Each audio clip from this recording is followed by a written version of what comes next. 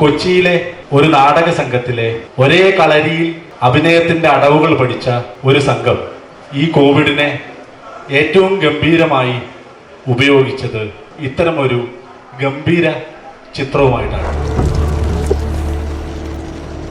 മണിരത്നം പോലെയുള്ള film മേക്കറിന്റെ സിനിമയോട് compete ചെയ്ത് രാജ്കുമാർ ഹിറാനിയെ പോലെയുള്ള ഒരു ഗ്രേറ്റ് ഡയറക്ടറിന്റെ സിനിമയോട് കോമ്പറ്റ് ചെയ്ത് ഈ വർഷത്തെ ഏറ്റവും മികച്ച സിനിമയായി ഞങ്ങളൊന്നും പ്രതീക്ഷിച്ചില്ല.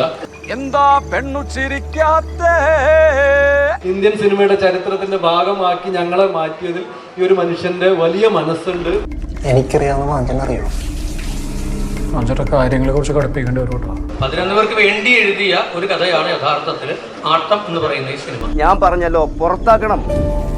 സിനിമ ഭയങ്കര താല്പര്യം ഉണ്ടായിരുന്നെങ്കിലും അവിടെ എത്തപ്പെടാൻ പറ്റുമെന്ന് കരുതിയിരുന്നില്ല. സിനിമ ഉള്ള കാലം മുഴുവൻ ഞങ്ങളുണ്ട് എന്നുള്ള യാഥാർത്ഥ്യം സത്യം പറഞ്ഞാൽ വിശ്വസിക്കാൻ പറ്റാത്ത അത്ര സന്തോഷം നൽകുന്നു.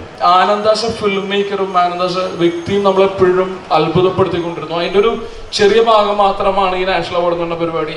ഇപ്പൊ ആനന്ദ് ഈ ഒരു പാഷനിൽ മുന്നോട്ട് സിനിമകൾ എഴുതാൻ തുടങ്ങി കഴിഞ്ഞാൽ എനിക്ക് തോന്നുന്നു മലയാള സിനിമക്ക് തീർച്ചയായിട്ടും ഒരു ഇന്റർനാഷണൽ ലെവൽ ഒരു മുതൽക്കൂട്ടായിരിക്കും ആനന്ദ് എന്ന് പറയുന്ന സംവിധായകൻ എഴുത്തുകാർ.